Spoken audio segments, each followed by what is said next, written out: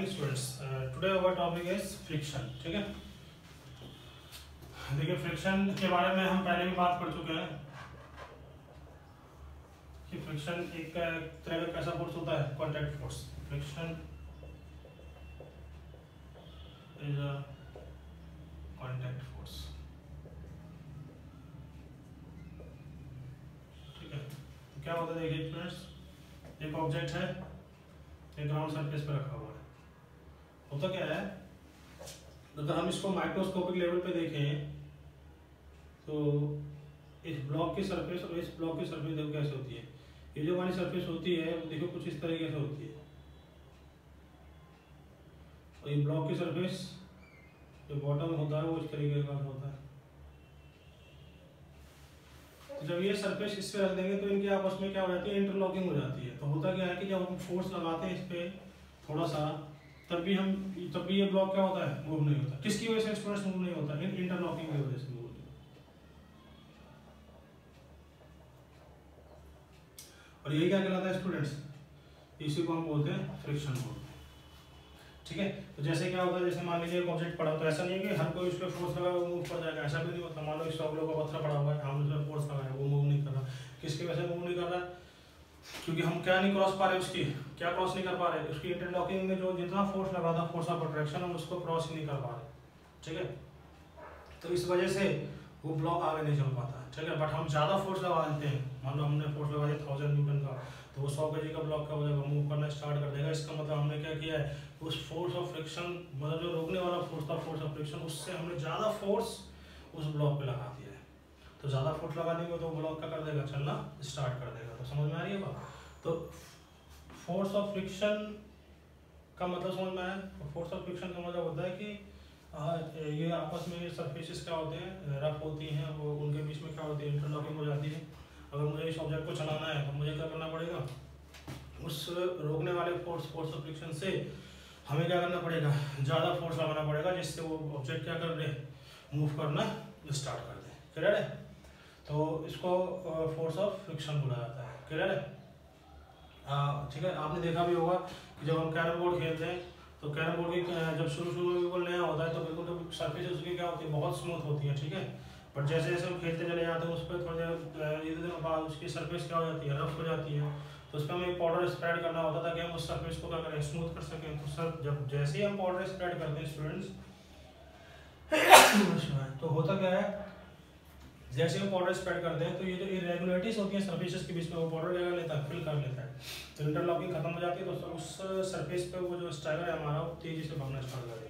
समझ में, क्योंकि रोकने वाला कोई फोर्स नहीं, जितना हम फोर्स लगाएंगे उस फोर्स पे क्या होगा, वो मूव करेगा, उसको रोकेगा नहीं कोई।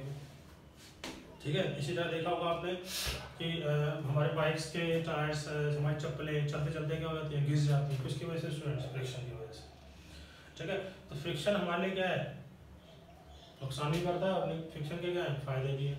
अगर हमें चलना है तो उसका रीजन कौन, उसको चला कौन पाता है, हमें फ्रिक्शन चला पाता है। क्योंकि जैसे ही हम ग्राउंड पे पैर रखते हैं तो मान लीजिए वहाँ पे अगर सरफेस स्लिप कर जाए, ठीक है, वहाँ पे अगर फ्रिक्शन ना हो तो आपका पैर नहीं होगा, वहाँ पे आपका पैर क्या कर जाएगा, स्लिप कर जाएगा, तो फिर आप चल नहीं पाएंगे, आप गिर जाएंगे। ठीक है, तो फ्रिक्शन जरूरी भी है, और फ्रिक्शन क्या है, नुकसानदायक है, बट फिर भी क्या है, जरूरी है। क्लियर है, तो फ्रिक्शन होता क्या है ये तो हमने समझ लिया। और फ्रिक्शन लगता है कैसे एक्ट करता है वो हम समझते हैं। तो देखिए, जब भी कोई ब्लॉक अगर रुका हुआ है, हमने इस पे फोर्स लगाया,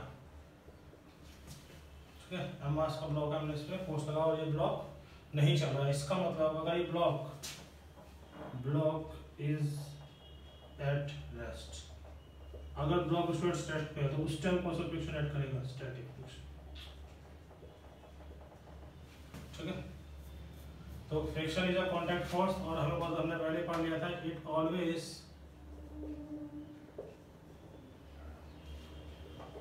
acts along the surface in contact। ये हमेशा कहाँ लगता है, along the surface in contact, या तो बैक लगेगा या आगे की तरफ लगेगा। तो हमेशा सरफेस की ओर लगता है, या तो इधर लगता है या इधर लगता है। समझ में आएगा। ओके, अगर ब्लॉक रेस्ट पे स्टूडेंट्स का मतलब उस पर कौन सा फ्रिक्शन ऐड कर रहा होगा, स्टैटिक फ्रिक्शन। तो देखिए फ्रिक्शन जो होते हैं वो दो तरह के होते हैं, एक होता है स्टैटिक फ्रिक्शन, दूसरा क्या होता है स्टूडेंट्स काइनेटिक फ्रिक्शन। एक क्या होता है स्टूडेंट्स स्टैटिक फ्रिक्शन और दूसरा क्या होता है काइनेटिक फ्रिक्शन। देखिए स्टैटिक फ्रिक्शन कब लगता है, whenever there is no relative motion. ठीक है, जब दो सरफेसेस के बीच में रिलेटिव मोशन नहीं होता है तो कौन सा फ्रिक्शन एक्ट करता है स्टूडेंट्स, स्टैटिक फ्रिक्शन। और दूसरा क्या आता है whenever there is relative motion between the surface, इसको लिख लो बिटवीन द सरफेस। ठीक है, तो जब सरफेसेस के बीच में कोई रिलेटिव मोशन नहीं होता तो कौन सा फ्रिक्शन आता है स्टूडेंट्स स्टैटिक। जब सरफेसेस के बीच में रिलेटिव मोशन होता है तो कौन सा फ्रिक्शन आता है स्टूडेंट्स काइनेटिक। समझ में आ रहा है। देखिए स्टैटिक और काइनेटिक कब लगेगा, देखिए यहाँ पे क्या था, हमने क्या बोला था जब ब्लॉक रेस्ट करेगा तो स्टैटिक फ्रिक्शन लगेगा। तो होता क्या, जैसे हमने इस पे फोर्स लगाया तो क्या हुआ, देखो ये तो ग्राउंड है, ये ग्राउंड की सरफेस है और ये ब्लॉक की सरफेस है। तो क्या ग्राउंड की सरफेस और ब्लॉक की सरफेस में कोई रिलेटिव मोशन है नहीं, क्योंकि एक दूसरे के क्या है रिलेटिव रेस्ट पर है।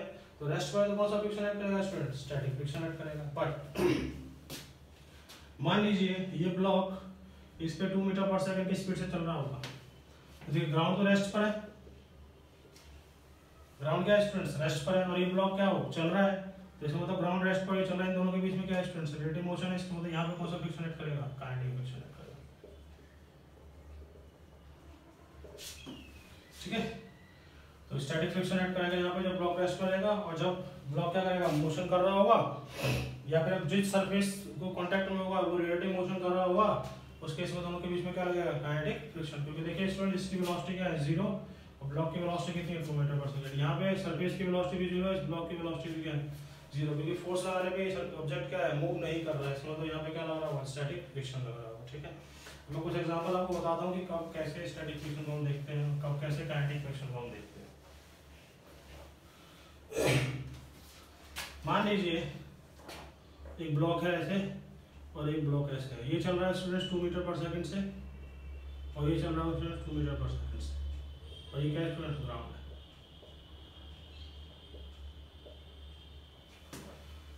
अब देखिए ये ब्लॉक ए है स्टूडेंट्स, ये ब्लॉक क्या है बी। अब देखिए कितनी कॉन्टैक्ट सरफेस में, ध्यान रखना जितने कॉन्टैक्ट ऑफ सरफेसेस होंगी उतनी फ्रिक्शन लगेंगे इस पे। देखिए एक कॉन्टैक्ट सरफेस तो ये रहा और एक कॉन्टैक्ट सरफेस ये रहा। अब देखिए अगर ये 2 मीटर पर सेकंड से चल रहा है और ये भी 2 मीटर पर सेकंड से चल रहा है, तो हमें क्या लग रहा होगा कि ये जो सरफेस है और ये वाली सरफेस एक दूसरे के क्या है रेस्ट पर है, क्योंकि इनकी स्पीड और इनकी स्पीड दोनों क्या है सेम है। तो देखिए क्या करते हैं हम इसमें, अब हम देखना चाहते हैं कि एक सरफेस पे फ्रिक्शन किधर लगेगा। तो सबसे पहले हम क्या करेंगे, इसके लिए velocity of A with respect to क्या निकाल लेंगे स्टूडेंट्स, बी निकाल लेंगे। किस पे देखना है मुझे, ए पे देखना है, तो जिस पे देखना होता है उसके रिस्पेक्ट में वेलोसिटी को निकाल लेते हैं, बस उसकी वेलोसिटी को निकाल लेते हैं दूसरे के रिस्पेक्ट में। ठीक है, तो हम ऑब्जर्वर को कहाँ बैठा देंगे स्टूडेंट्स, बी पे बैठा देंगे। बी क्या देख रहा है कि ए कितने से आगे जा रहा है, तो उसके लिए फॉर्मूला है V A minus V B. तो वी का वेलोसिटी भी 2 है, वी बी का वेलोसिटी भी 2 है, तो कितना होगा स्टूडेंट्स 0। इसका मतलब कि रिलेटिव वेलोसिटी दोनों के बीच में कितना है स्टूडेंट्स 0 है। इसका मतलब यहाँ पे कौन सा फ्रिक्शन ऐड कर रहा होगा, स्टैटिक, ये स्टैटिक फ्रिक्शन। अब देखिए बी और ग्राउंड के बीच में देखिए ये 2 मीटर पर सेकंड चल रहा है और इसकी वेलोसिटी क्या है स्टूडेंट्स 0 है, तो इसका मतलब इस पे कौन सा फ्रिक्शन ऐड कर रहा होगा, काइनेटिक फ्रिक्शन ऐड कर रहा होगा। और अगर ये ब्लॉक आगे जा रहा होता है स्टूडेंट्स तो फ्रिक्शन किधर ऐड करता है, पीछे। कौन सा फ्रिक्शन ऐड करेगा स्टूडेंट्स, काइनेटिक फ्रिक्शन। समझ में आ रहा है, तो इस पे कौन सा फ्रिक्शन ऐड कर जाएगा, काइनेटिक फ्रिक्शन। समझ में आ रहा है। देखिए जब वेलोसिटी सेम होती है तो वहां उन जो सरफेसेस कांटेक्ट में होंगी वहां पे कौन सा फ्रिक्शन ऐड करेगा, स्टैटिक। और जब वेलोसिटी अलग अलग होंगी, इसकी 0 और इसकी कितनी है 2 है, तो वहां पे जो भी कांटेक्ट सरफेस होगा इसमें कौन सा फ्रिक्शन ऐड कर रहा होगा, काइनेटिक फ्रिक्शन ऐड कर रहा होगा। समझ में आ गया। तो स्टैटिक और काइनेटिक फ्रिक्शन समझ में आया कि कब स्टैटिक फ्रिक्शन लगता है और कब काइनेटिक फ्रिक्शन लगता है ना। तो जब दोनों ऑब्जेक्ट के बीच में रिलेटिव मोशन नहीं होता है तब तो स्टैटिक लग रहा होता है, जब दोनों ऑब्जेक्ट के बीच में रिलेटिव मोशन होगा तो कौन सा फ्रिक्शन ऐड कर रहा होता है, काइनेटिक ऐड कर रहा होता है। क्लियर है। अब स्टैटिक फ्रिक्शन और काइनेटिक फ्रिक्शन तो हमने पढ़ा, अब इनके मेजरमेंट्स हम देख लेते हैं कि इनको मेजर हम कैसे करते हैं। अब देखिए इसका मतलब ऑब्जेक्ट जब रेस्ट में रहेगा तो स्टैटिक लग रहा होगा, जब ऑब्जेक्ट क्या होगा स्टूडेंट्स मोशन में होगा तो कौन सा फ्रिक्शन ऐड कर रहा होगा, काइनेटिक फ्रिक्शन ऐड कर रहा होगा। क्लियर है? तो स्टैटिक फ्रिक्शन के देखो नेचर देख लेते हैं। स्टैटिक फ्रिक्शन देखिए, स्टैटिक फ्रिक्शन कब लगता है स्टूडेंट, जब ऑब्जेक्ट क्या रहता है, रेस्ट पर रहता है। ठीक है, तो static friction acts when object is rest, is at rest. समझ में आ रहा है? ओके, पहला इसका जो नेचर है तो वो नेचर देखिए इसका सेल्फ एडजस्टिंग। ठीक है स्टूडेंट्स, स्टैटिक फ्रिक्शन का नेचर क्या होता है स्टूडेंट्स, सेल्फ एडजस्टिंग होता है। मतलब कि स्टैटिक फ्रिक्शन का नेचर क्या है, सेल्फ एडजस्टिंग का है। इसका मतलब ये कि ये अपनी वैल्यू को क्या कर लेता है, नेचुरली अपने आप एडजस्ट कर लेता है। मान लीजिए मैंने एक ब्लॉक पे फोर्स लगाया 2 न्यूटन का और वो ब्लॉक नहीं चला, अगर वो ब्लॉक नहीं चला इसका मतलब उसका स्टैटिक फ्रिक्शन का वैल्यू कितना होगा, 2 न्यूटन। मैंने एक ब्लॉक पे फोर्स लगाया 1 न्यूटन का, वो ब्लॉक नहीं चला, अब नहीं चल रहा है ब्लॉक, इसका मतलब कौन सा फ्रिक्शन ऐड करने वाला है, स्टैटिक फ्रिक्शन ऐड करने वाला है। इसका मतलब वहां पे अप्लाइड फोर्स कितना लगाया था हमने, 1 न्यूटन, तो उस पे फ्रिक्शन का वैल्यू भी कितना हो जाएगा स्टूडेंट्स, 1 न्यूटन। हमने एक ब्लॉक पे फोर्स लगाया स्टूडेंट्स 3 न्यूटन, फिर भी नहीं चला, तो स्टैटिक फ्रिक्शन का वैल्यू कितना होगा स्टूडेंट्स, 3 न्यूटन होगा। समझ में आ गया? तो स्टैटिक फ्रिक्शन की जो वैल्यू है वो सेल्फ एडजस्टिंग होती है। सेकंड जो होता है, ये तो उसका नेचर प्रॉपर्टी हो गई, नेचर हो गया। अब इसमें हम बात करेंगे लिमिटिंग फ्रिक्शन की।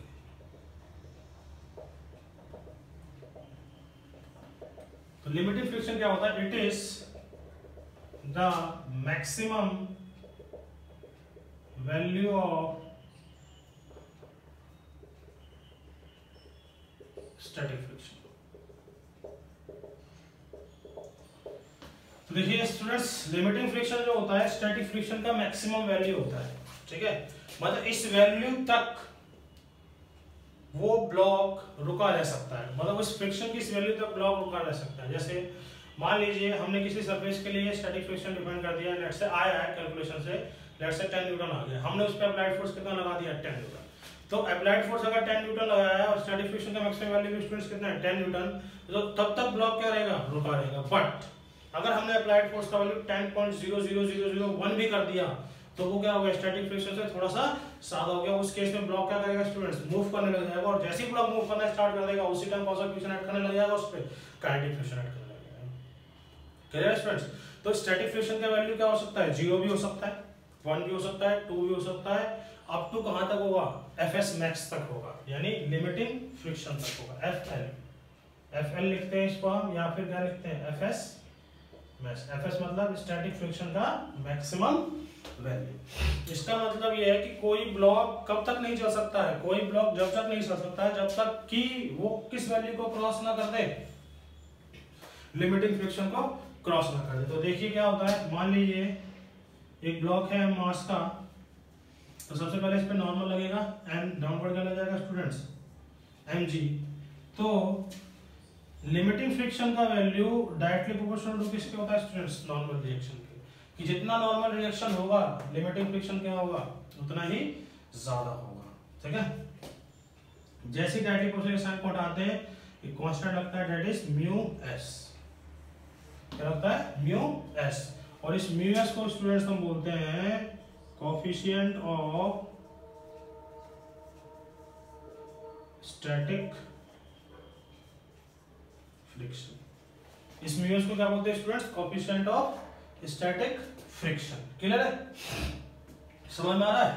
तो लिमिटिंग फ्रिक्शन का जो वैल्यू हो गया वो म्यू एस इनटू कितना हो गया, एन हो गया, और इसमें म्यू एस जो होता है कोएफिशिएंट ऑफ स्टैटिक फ्रिक्शन होता है। इसका मतलब लिमिटिंग फ्रिक्शन का वैल्यू हम निकाल सकते हैं किस फॉर्मूले से, म्यू एस इनटू एन। और एन देखिए स्टूडेंट्स, ये वर्टिकल लग रहा है और ये डाउनवर्ड है, वर्टिकल मोशन, ब्लॉक इस मोशन डायरेक्शन में मूव करेगा, नहीं करेगा तो क्या करेगा, इस डायरेक्शन में मूव करेगा। इसका मतलब नॉर्मल किसके बराबर हो जाएगा, mg के बराबर, यानी Fl का वैल्यू किसके बराबर होगा, म्यू एस इनटू mg के बराबर। ठीक है, तो रियल फार्मूला तो हमारे पास क्या है, नॉर्मल। अब नॉर्मल हमेशा क्या हो सकता है, mg के बराबर नहीं हो सकता। मैं सिचुएशन बताऊंगा आपको जिसमें नॉर्मल की वैल्यू हमेशा किसके बराबर नहीं होगी, mg के बराबर नहीं होगी, ठीक है। बट एक फार्मूला आप हमेशा इसको याद रखोगे कि लिमिटिंग फ्रिक्शन बराबर क्या हो जाएगा, μs/1। बट इस केस में Fl किसके बराबर होगा, μmg के बराबर होगा। हर बार ऐसा नहीं होगा, बट हर बार ऐसा जरूर होगा। क्लियर है? ओके, तो देखिए स्टैटिक फ्रिक्शन का जो मैक्सिमम वैल्यू आया है, दैट इज लिमिटिंग फ्रिक्शन होता है, वो कितना आ गया, μs/n। अब इसके बाद देखो मैं बता देता हूं आपको काइनेटिक फ्रिक्शन। तो काइनेटिक फ्रिक्शन भी क्या होता है स्टूडेंट्स, देखो इसको Fl से रिप्रेजेंट करते हैं और काइनेटिक फ्रिक्शन को रिप्रेजेंट करते हैं स्टूडेंट्स Fk से, K फॉर काइनेटिक। तो ये भी मान लीजिए Fk डायरेक्टली प्रोपोर्शनल टू ये भी क्या होता है, नॉर्मल रिएक्शन का होता है। और जब डायरेक्टली प्रोपोर्शनल के साइन को उठाते हैं तो यहाँ पे लगाते हैं म्यू के। और म्यू के क्या होता है students, coefficient of kinetic friction. Mu क्या होता है students, coefficient of kinetic friction होता है। तो म्यूस होता है कोएफिशिएंट ऑफ स्टैटिक फ्रिक्शन और म्यू क्या होता है, कोएफिशिएंट ऑफ काइनेटिक फ्रिक्शन। और एक्सपेरिमेंटली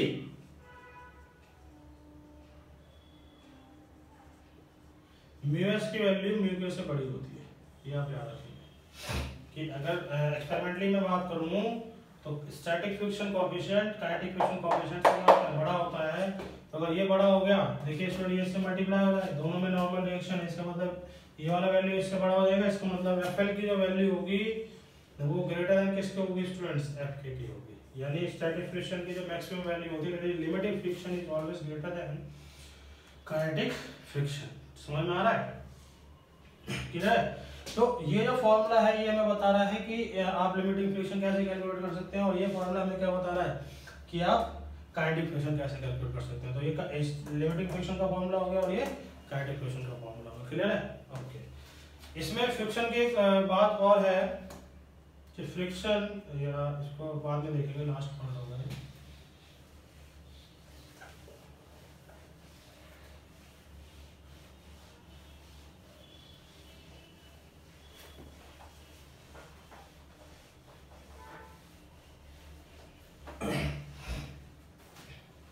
देखिए स्टूडेंट्स, Fl का फॉर्मूला आपने सीखा म्यू एस इंटू एन, और Fk का फॉर्मूला सीखा आपने म्यू एन इंटू एन, ठीक है, सॉरी म्यू के इंटू एन। ये दो फॉर्मूला आपने सीखे। देखिए इसमें नॉर्मल आ रहा है, नॉर्मल ऐसा था और डाउनवर्ड क्या था mg। तो देखिए नॉर्मल जो रिएक्शन होता है वो चाहे देखिए ब्लॉक ऐसे रखा हो चाहे ब्लॉक ऐसे रखा होगा, नॉर्मल का वैल्यू इस केस में भी किसके बराबर होगा, mg के बराबर। इसका मतलब ये होता है स्टूडेंट्स कि ये जो फ्रिक्शन फोर्स होता है, और देखिए इसमें इतना एरिया कांटेक्ट में है, इसमें इतना सा एरिया कम कांटेक्ट में है ना, इसमें ज्यादा एरिया कांटेक्ट है, इसमें कम एरिया, बट दोनों ही केस में नॉर्मल का वैल्यू स्टूडेंट्स क्या है, सेम है।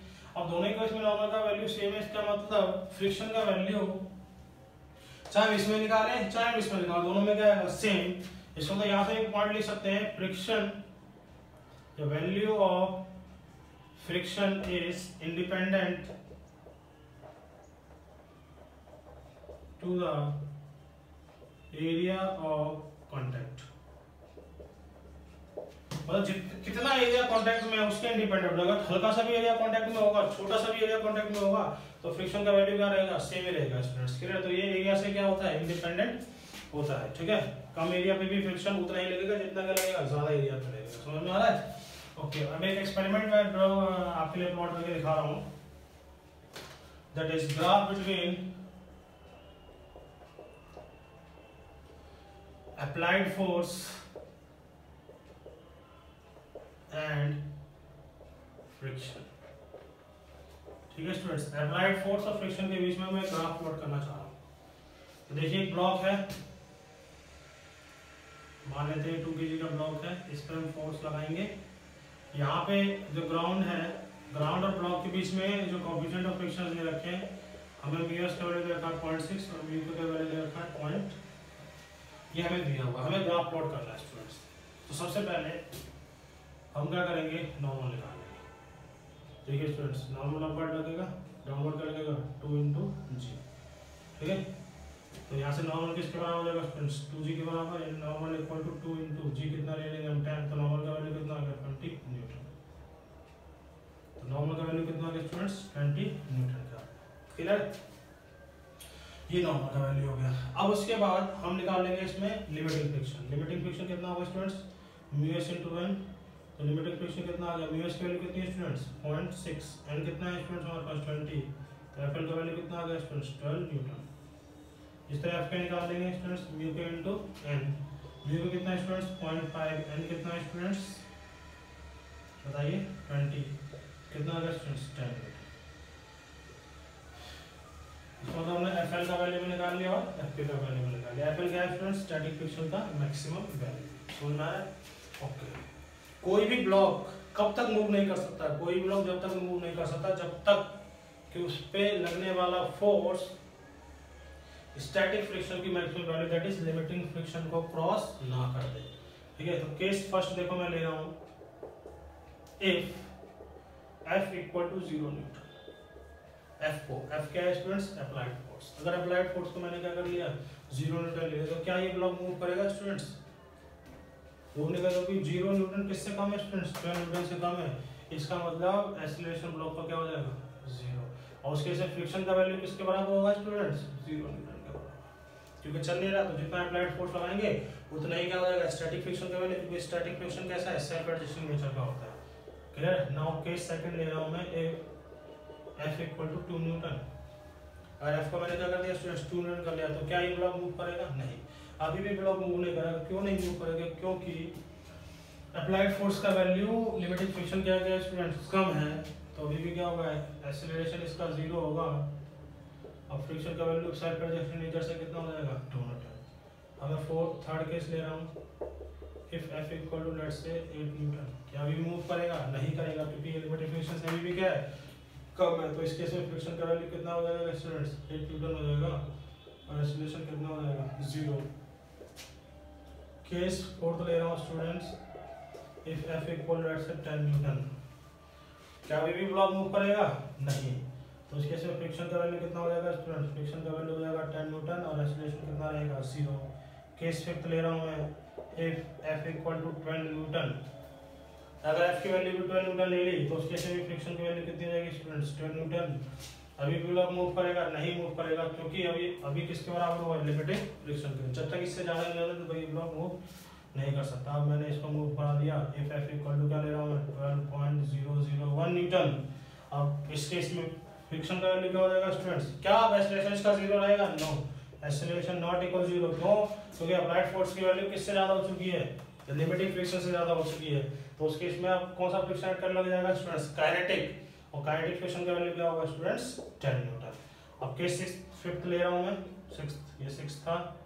केस सेवंथ ले रहा हूं मैं, if F equal to 14 newton, क्या एक्सीलरेशन 0 होगा स्टूडेंट्स, नहीं, क्योंकि ये लिमिटिंग फ्रिक्शन को क्रॉस कर चुका है। अब काइनेटिक फ्रिक्शन का वैल्यू कितना होगा स्टूडेंट्स, अभी भी क्या रहेगा 10 न्यूटन ही रहेगा, क्योंकि काइनेटिक फ्रिक्शन का वैल्यू अप्लाइड फोर्स के हिसाब से नहीं बदलता है। क्लियर है। तो चाहे आप अप्लाइड फोर्स को कितना भी कर दें, काइनेटिक फ्रिक्शन उस पर करेगा वो कितना रहेगा 10 न्यूटन। इसका मतलब ये हुआ स्टूडेंट काइनेटिक फ्रिक्शन का वैल्यू क्या रहता है कांस्टेंट, और स्टैटिक फ्रिक्शन का वैल्यू देखिए स्टूडेंट्स कहां से कहां तक लाई कर रहा है, that is static friction F क्या है स्टूडेंट्स इसमें स्टैटिक फ्रिक्शन, और स्टैटिक फ्रिक्शन का वैल्यू 0 से लेकर के कहां तक लाई करता है FL तक लाई करता है। इसका मतलब स्टैटिक फ्रिक्शन का वैल्यू 0 से लेकर FL तक कुछ भी हो सकता है। क्लियर है। तो इसका मतलब हुआ कि static friction is variable. Static friction क्या होता है variable, but kinetic friction is constant. Kinetic friction क्या होता है स्टूडेंट्स, कांस्टेंट होता है। आप अप्लाइड फोर्स कितना भी बढ़ा दें काइनेटिक फ्रिक्शन पे कोई फर्क नहीं पड़ेगा। काइनेटिक फ्रिक्शन आता कब है, जब ब्लॉक मूव करना स्टार्ट कर देता है।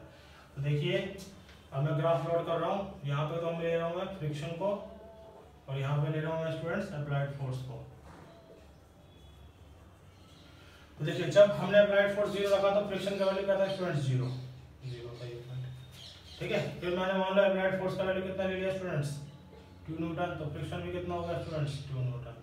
अप्लाइड फोर्स का वैल्यू मैंने कितना ले लिया स्टूडेंट्स 8 न्यूटन, तो फ्रिक्शन फोर्स का वैल्यू भी कितना हो गया 8 न्यूटन। अप्लाइड फोर्स का वैल्यू मैंने कितना कर दिया स्टूडेंट्स 10 न्यूटन, इसका वैल्यू भी क्या होगा स्टूडेंट्स 10 न्यूटन। फिर मैंने कितना कर दिया 12 न्यूटन, तो इसका वैल्यू भी कितना होगा स्टूडेंट्स 10 न्यूटन। फिर मैंने कितना कर दिया स्टूडेंट्स 14 वाला ले लेता हूँ, इसकी वैल्यू भी कितनी हो जाएगी स्टूडेंट्स, उस केस में फ्रिक्शन का वैल्यू कितना होगा स्टूडेंट्स 10 न्यूटन, यानी यहाँ पे आ गया। इसके लिए ठीक है। तो देखिए शुरू में जो ग्राफ जाने वाला है वो कैसे जाएगा, 12 न्यूटन तक तो बिल्कुल स्ट्रेट लाइन जाएगा। जैसे जैसे हम अप्लाइड फोर्स बढ़ा रहे थे वैसे वैसे क्या होता है फ्रिक्शन बढ़ रहा था। तो 12 न्यूटन तक तो स्टूडेंट ग्राफ कैसे जाने वाला है, बिल्कुल स्ट्रेट जाने वाला है। ठीक है, यहाँ तक कौन सा फ्रिक्शन ऐड कर रहा है, स्टैटिक फ्रिक्शन। फिर क्या हुआ, जैसे 12 न्यूटन से थोड़ा सा फोर्स बढ़ाया तो उस टाइम कौन सा फ्रिक्शन आने लग गया स्टूडेंट्स, काइनेटिक फ्रिक्शन आने कितना हो गया 10 न्यूटन। तो 10 न्यूटन की लाइन देखिए स्टूडेंट्स ये वाली है, थोड़ा सा ऐसे बनेगा और उसके बाद ये ग्राफ कैसा हो जाएगा, कांस्टेंट हो जाएगा स्टूडेंट्स। तो ये हमारे पास ग्राफ किसका आ गया, अप्लाइड फोर्स वर्सेस फ्रिक्शन का। तो ये जो वैल्यू होगी ये किसको रिप्रेजेंट कर रहा होगा, काइनेटिक फ्रिक्शन को रिप्रेजेंट कर रहा होगा। समझ में आया स्टूडेंट्स। तो this is applied force versus friction graph. तो कब तक, और ये वैल्यू किसको रिप्रेजेंट करेगा स्टूडेंट्स, ये वैल्यू रिप्रेजेंट कर रहा होगा एफएल को। तो एफएल की वैल्यू कितनी है स्टूडेंट्स हमारे इस एक्सपेरिमेंट में 12 न्यूटन है। तो यहाँ 0 से लेकर के एफएल तक स्टैटिक फ्रिक्शन का ग्राफ होता है, और फिर जैसे ही वो 12 न्यूटन को क्रॉस करेगा वो किसकी वैल्यू आ जाएगी, अब हमारे पास काइनेटिक फ्रिक्शन की वैल्यू आ जाएगी। समझ में आ रहा है। और काइनेटिक फ्रिक्शन की वैल्यू देखिए स्टूडेंट्स कांस्टेंट रहती है। अब अप्लाइड फोर्स को कितना भी बढ़ा दें काइनेटिक फ्रिक्शन क्या रहेगा, कांस्टेंट रहेगा, और कितना रहेगा 10 न्यूटन रहेगा। समझ में आ रहा है। तो this is a graph between static friction and kinetic friction. तो इस ग्राफ से देखिए स्टूडेंट क्या क्या क्लियर किया हमने, इस ग्राफ से देखिए हमने ये क्लियर किया है कि स्टैटिक फ्रिक्शन क्या होता है स्टूडेंट्स, वेरिएबल होता है, और इसकी वैल्यू 0 से लेकर के एफएस लिमिटेड फ्रिक्शन तक कुछ भी हो सकती है।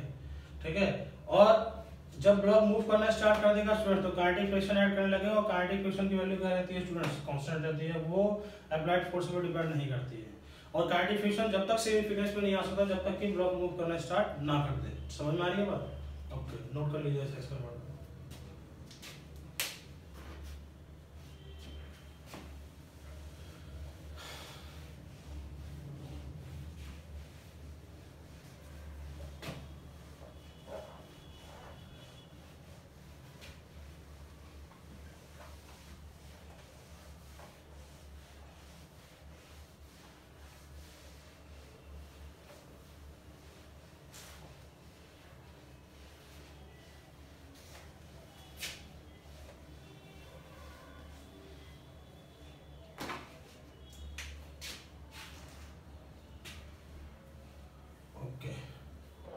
नाउ देखिए अभी हमने फ्रिक्शन के जो पढ़े थे टाइप्स, फ्रिक्शन में पढ़ा था हमने स्टैटिक फ्रिक्शन, और ये पढ़ा था हमने काइनेटिक फ्रिक्शन। स्टैटिक फ्रिक्शन में क्या आ गया था स्टूडेंट्स, लेविटिंग फ्रिक्शन। ठीक है, काइनेटिक फ्रिक्शन के भी देखिए स्टूडेंट्स टाइप होते हैं, एक होता है स्लाइडिंग फ्रिक्शन और एक होता है स्टूडेंट्स रोलिंग फ्रिक्शन। ठीक है, तो काइनेटिक फ्रिक्शन स्लाइडिंग, स्लाइडिंग मतलब जब ऑब्जेक्ट स्लाइड कर रहा होता है, चल रहा होता है, तो उस टाइम कौन सा फ्रिक्शन ऐड करेगा स्टूडेंट, स्लाइडिंग फ्रिक्शन। और रोलिंग फ्रिक्शन कब लगेगा, जब ऑब्जेक्ट चल रहा होगा और रोल कर रहा होगा, तो उस टाइम कौन सा फ्रिक्शन ऐड कर रहा होगा, रोलिंग फ्रिक्शन। तो देखिए मैं इसको आप एग्जांपल से समझाता हूँ। अगर मैं एक ऑब्जेक्ट को किसी सरफेस पे घसीट रहा हूँ, जैसे बैग है, बैग आपने ट्रॉली वाला देखा होगा, ट्रॉली में नीचे क्या होते हैं, रोलर्स लगे हुए होते हैं।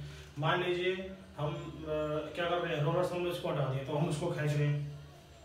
ठीक है, तो उस टाइम ऑब्जेक्ट को खींचने के लिए हमें ज़्यादा फोर्स लगाना पड़ता है, तभी ऑब्जेक्ट चलता है। और घसीट भी लगातार तो उस पर हमें फोर्स का लगाना पड़ता ज़्यादा। बट जैसे हमने उसमें क्या लगा दिया, नीचे पहिए लगा दिए, रोल लगा दिया, रोलर टाइप में है ना, तो उसको जब हम खींचते हैं तो इजीली हम बहुत ज़्यादा वेट को भी क्या कर सकते हैं, कम फोर्स लगा के खींच सकते हैं। इसका मतलब ये हुआ स्टूडेंट्स कि रोलिंग फ्रिक्शन की वैल्यू जो होती है वो काइनेटिक फ्रिक्शन से क्या होती है, कम होती है, क्योंकि रोलिंग फ्रिक्शन रोकने वाला फोर्स है। तो रोलिंग फ्रिक्शन जब ऑब्जेक्ट मोशन में होता है तो उसमें क्या होता है कि रोलिंग फ्रिक्शन उस पर कम एक्ट कर रहा होता है, इसलिए हमें कम फोर्स लगा के भी ऑब्जेक्ट को क्या कर सकते हैं, मूव करा सकते हैं और चलाते भी हैं उसको। और स्लाइडिंग फ्रिक्शन की वैल्यू क्या होती है, बहुत ज़्यादा। तो अगर हमें उस ऑब्जेक्ट को लेके चलना है, घसीटता हुआ लेके चलना है, तो उस केस में हमें अप्लाइड फोर्स जो होता है वो ज़्यादा लगाना पड़ता है। क्लियर है। तो स्लाइडिंग फ्रिक्शन की वैल्यू काइनेटिक फ्रिक्शन से क्या होती है, ज्यादा होती है। ठीक है, तो ये आप बात रख लो, नोट कर लेंगे कि sliding friction is greater than rolling friction. Sliding friction का वैल्यू रोलिंग फ्रिक्शन से क्या होता है, ज्यादा होता है। समझ में आ गया। तो लिमिटिंग फ्रिक्शन का स्टूडेंट्स रिलेशन किससे होता है, स्टैटिक फ्रिक्शन से होता है। और स्टैटिक फ्रिक्शन का नेचर कैसा होता है, self adjusting. Kinetic friction further types होते हैं स्लाइडिंग और रोलिंग। जब किसी ऑब्जेक्ट को हम घसीट रहे होते हैं सरफेस पे तो स्लाइडिंग लगता है, जब किसी ऑब्जेक्ट को हम रोल करा रहे होते हैं तो कौन सा फ्रिक्शन लगता है, रोलिंग फ्रिक्शन। और रोलिंग फ्रिक्शन का वैल्यू स्लाइडिंग फ्रिक्शन से क्या होता है स्टूडेंट्स, कम होता है। समझ में आ रहा है? ओके, नोट कर लीजिए इसको।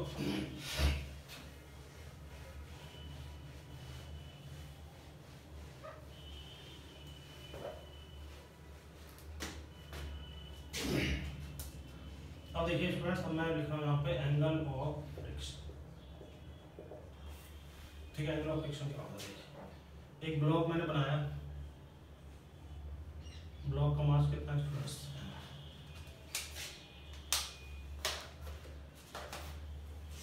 अब देखिए स्टूडेंट्स इस पे अपवर्ड क्या लग जाएगा, नॉर्मल। ठीक है, अप्लाइड फोर्स हम इधर लगा रहे हैं, इधर क्या जनरेट हो जाएगा स्टूडेंट्स, अगर ये वाला मूव कर रहा है तो इधर जनरेट हो जाएगा।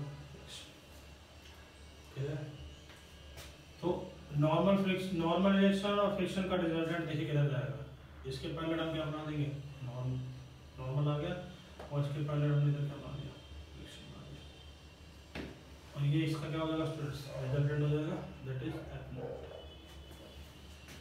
ठीक है, तो एफ नेट क्या होता है स्टूडेंट्स, एफ नेट होता है net contact force. F net क्या होगा स्टूडेंट्स, नेट कॉन्टैक्ट फोर्स होगा।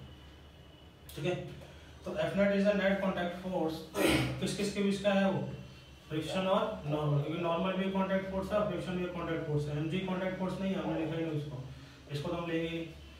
ठीक है, क्योंकि अप्लाइड फोर्स है वो। तो एफ नेट क्या है, नेट कॉन्टैक्ट फोर्स। तो एंगल ऑफ फ्रिक्शन क्या होता है स्टूडेंट्स, ये फाई। तो फाई जो होता है that is angle of friction, that is angle. तो इसकी डेफिनेशन अगर हम बनाएं एंगल ऑफ फ्रिक्शन की तो क्या होगा, angle between net contact force and normal reaction. तो नॉर्मल रिएक्शन और नेट कॉन्टैक्ट फोर्स के बीच का एंगल क्या होता है स्टूडेंट्स, एंगल ऑफ फ्रिक्शन कहलाता है। अब इसके हम वैल्यू चाहते हैं तो क्या होगा, देखिए थीटा के सामने क्या होता है स्टूडेंट्स, परपेंडिकुलर, और ये क्या होता है बेस। तो अगर मैं tan फाई यहाँ से लिखूँ तो tan फाई का वैल्यू क्या होगा स्टूडेंट्स, फ्रिक्शन अपॉन नॉर्मल हो जाएगा। समझ में? और यहाँ पे फ्रिक्शन किसके बराबर होगा स्टूडेंट्स, अगर मान लो यहाँ पे mu H coefficient of friction है तो फ्रिक्शन का वैल्यू क्या हो जाएगा students, mu S into N. tan phi equal to क्या होगा, mu S into N divide by क्या होगा, नॉर्मल इससे कैंसिल आउट हो गया, और tan of phi equal to क्या होगा, म्यू एस। तो फाई का वैल्यू क्या होगा student, tan inverse of mu S. तो this is the value of angle of friction. देखिए एंगल ऑफ फ्रिक्शन में एक बात ध्यान देने की है कि ये फाई जो एंगल लिया है हमने वो नेट फोर्स और नॉर्मल के बीच में लिया है। ठीक है, और हम बोल इसको क्या रहे हैं, एंगल ऑफ फ्रिक्शन। तो एंगल फ्रिक्शन के साथ इसमें एंगल बनाएंगे तो उसको एंगल ऑफ फ्रिक्शन क्यों बोल रहे हैं। देखिए एंगल ऑफ फ्रिक्शन इसको क्यों बोल रहे हैं, अब मान लीजिए ये था हमारा नॉर्मल, तो ये क्या था स्टूडेंट्स, फ्रिक्शन। मान लीजिए मैं इसको, ये नेट कॉन्टैक्ट फोर्स होता और इसको मैं क्या लेता, एंगल ऑफ फ्रिक्शन। ठीक है, अब क्या है इसमें कि जैसे जैसे मैं अगर फ्रिक्शन का वैल्यू बढ़ाऊं, जैसे जैसे अगर मैं फ्रिक्शन का वैल्यू बढ़ाऊं, अगर इस फाई का वैल्यू भी बढ़े तो उस केस में ये एंगल ऑफ फ्रिक्शन कहलाएगा।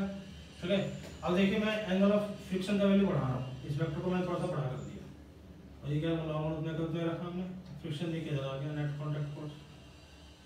देखिए फाई का वैल्यू क्या होगा, इससे थोड़ा घट गया। अब मैंने क्या, क्योंकि हमेशा जो रिजल्टेंट होता है वो बड़े वाले फोर्स की तरफ झुकता है, इसी तरह अगले केस में मैंने क्या किया, फोर्स ऑफ फ्रिक्शन को और बड़ा कर दिया। तो नॉर्मल कितना, नॉर्मल इधर हो गया, तो नॉर्मल तो अपना का उतना रहेगा, तो नेट कॉन्टैक्ट फोर्स क्या आ जाएगा स्टूडेंट्स, इधर आ गया। तो देखिए फ्रिक्शन फाई का वैल्यू क्या हो गया, और डिक्रीज हो गया। तो देखिए जैसे जैसे हम फ्रिक्शन का वैल्यू बढ़ाते जा रहे हैं वैसे वैसे इस फाई की वैल्यू क्या हो रही है, घट रही है।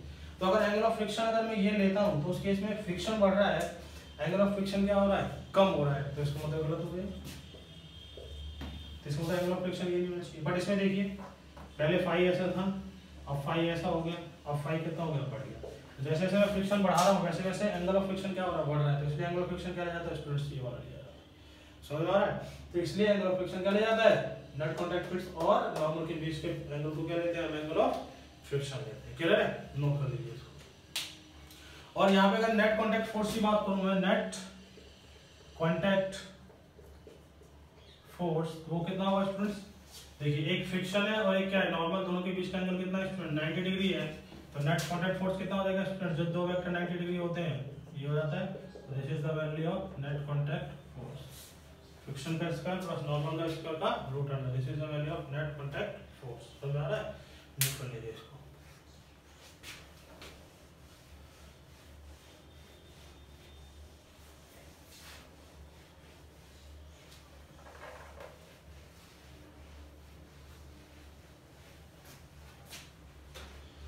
देखिए हमने इसी चैप्टर में जो था लॉ ऑफ मोशन में हमने क्या पढ़ा था, acceleration of the block on inclined plane, है ना। अब इसी में हम पढ़ रहे हैं एक्सेलरेशन ऑफ ब्लॉक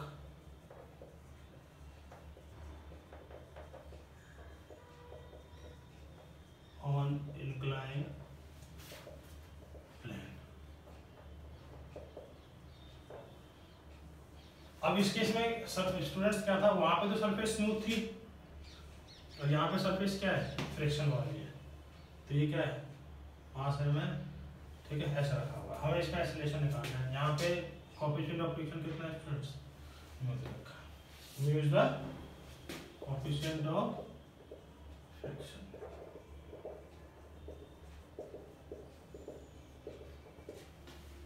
ठीक है, क्योंकि ये ब्लॉक मूव करने वाला है तो हम यहाँ पे क्या लेते हैं, म्यू के, mu is the coefficient of friction. अब देखिए ये ब्लॉक किधर चल रहा होगा स्टूडेंट्स, देखो mg डाउनवर्ड लगेगा, ये एंगल क्या आता है स्टूडेंट्स, थीटा। इधर क्या आता है mg sin थीटा और इधर क्या आता है mg cos थीटा, और अपवर्ड कैसे हो जाता है इसके, नॉर्मल। ठीक है, तो नॉर्मल किसके बराबर होता है स्टूडेंट्स, नॉर्मल इसके बराबर हो जाता है, it is mg cos theta. अब देखिए mg sin थीटा तो इधर लग रहा है, अप्लाइड फोर्स इधर है, ब्लॉक चलने की कोशिश इधर कर रहा है, तो इस पे फ्रिक्शन किधर लग जाएगा स्टूडेंट्स, बैकवर्ड डायरेक्शन में लग जाएगा। तो नेट फोर्स जो ब्लॉक पे होगा वो तो होगा mg sin theta minus fk। ये चलेगा तो इधर एक्सेलरेशन में इसका मान लिया इधर, तो ये वाला फोर्स क्या हो जाएगा स्टूडेंट्स, बड़ा, और fk क्या हो जाएगा, छोटा हो जाएगा। यानी f नेट का वैल्यू क्या होगा students, mg sin theta minus fk। f net क्या होता है स्टूडेंट्स, मास इनटू एक्सेलरेशन, तो ये क्या हो जाएगा mg sin theta minus fk। अब fk का वैल्यू हमें चाहिए, तो fk का वैल्यू क्या हो जाएगा स्टूडेंट्स, म्यू को इनटू n। देखिए नॉर्मल डायरेक्शन इस वाले केस में कितना है स्टूडेंट्स, म्यू को इनटू नॉर्मल कितना है mg cos थीटा। तो इस पर fk का वैल्यू क्या आ गया, म्यू के mg cos थीटा। तो मैंने आपको बोला था ना कि fs या fl का value mu s into n होता है, n हमेशा mg के बराबर नहीं होता। इंक्लाइंड प्लेन पे नॉर्मल डायरेक्शन किसके बराबर होता है, mg cos थीटा के बराबर होता है। यहां वैल्यू रख देंगे हम m बराबर mg sin theta minus mu के mg cos थीटा। तो देखिए m कॉमन ले लेते हैं, इधर क्या आएगा g sin theta minus mu के g cos ऑफ थीटा बराबर कितना आ गया, m से m कैंसिल होगा, तो एक्सप्रेशन का वैल्यू कितना आ गया student, g sin theta minus mu के g cos ऑफ थीटा। समझ में आ गया? इसका होता है इंक्लाइंड प्लेन पे अगर फ्रिक्शन होगा तो वहां पे एक्सप्रेशन का वैल्यू कितना होगा students, g sin theta minus mu के g cos थीटा। समझ में आ रहा है? और जब सरफेसेस अगर स्मूथ होंगी, ठीक है, दूसरे केस में अगर सरफेस क्या होगा स्टूडेंट्स, स्मूथ होती, यहाँ पे सरफेस क्या है स्मूथ, तो उस केस में इसका एक्सेलरेशन कितना होता है स्टूडेंट, तो होता है g sin theta. But friction के होने से यहाँ पे सरफेस कैसी है, फ्रिक्शन है इसमें, तो फ्रिक्शन के होने से एक्सेलरेशन कितना होता है student, g sin theta minus mu के g cos थीटा। समझ में आ रहा है? तो फ्रिक्शन के आने से एक्सेलरेशन का वैल्यू क्या होता है, घट जाता है, किससे, म्यू के g cos थीटा से। समझ में आ रहा है? ओके। नोट कर लीजिए इसको।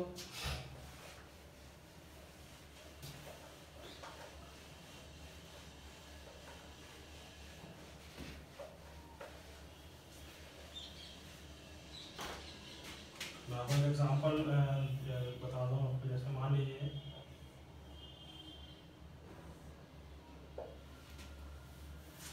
पहले सिंपल एग्जाम्पल लेते हैं। ब्लॉक है इस टाइप से 2 kg का, इसकी फोर्स हमें लगानी है इससे 10 न्यूटन। वीएस का वैल्यू है स्टूडेंट्स 0.6 और वीक्यू का वैल्यू कितना है स्टूडेंट 0.5। हमसे पूछ रहा है find the acceleration of the block. तो हमें पता है कि फोर्स कितना लग रहा है। अब देख लेंगे फोर्स कितना लग रहा है, 10 न्यूटन का लग रहा है। और हमें पता है फोर्स बराबर क्या होता है, मास इनटू एक्सीलरेशन। ये 10 है, मास कितना है 2, तो एक्सीलरेशन कितना आ गया 5 मीटर पर सेकंड स्क्वायर। ये आप फटाफट से बता देंगे, बट ये क्या होगा, गलत होगा। गलत क्यों होगा स्टूडेंट्स, क्योंकि इसमें अब सरफेसेस कैसी है, स्मूथ नहीं है। तो आपको फ्रिक्शन चेक करना पड़ेगा कि फ्रिक्शन का इसमें वैल्यू मैक्सिमम कितना है, दैट इज लिमिटिंग फ्रिक्शन। तो लिमिटिंग फ्रिक्शन का इसमें मैक्सिमम वैल्यू हमें चेक करना पड़ेगा ब्लॉक को चलाने के लिए। अगर लिमिटिंग फ्रिक्शन का वैल्यू अप्लाइड फोर्स से कम हुआ तो ये ब्लॉक चलेगा, और अगर ज्यादा हुआ तो ये ब्लॉक नहीं चलेगा। तो उस केस में देखिए लिमिटिंग फ्रिक्शन अगर मैं निकालूं FL तो क्या होगा स्टूडेंट्स, μs into n। तो देखिए ब्लॉक नॉर्मल अपवर्ड लग रहा है, डाउनवर्ड का लग जाएगा इसको स्टूडेंट्स 2g। तो नॉर्मल किसके बराबर हो जाएगा 2g, दैट इज 20।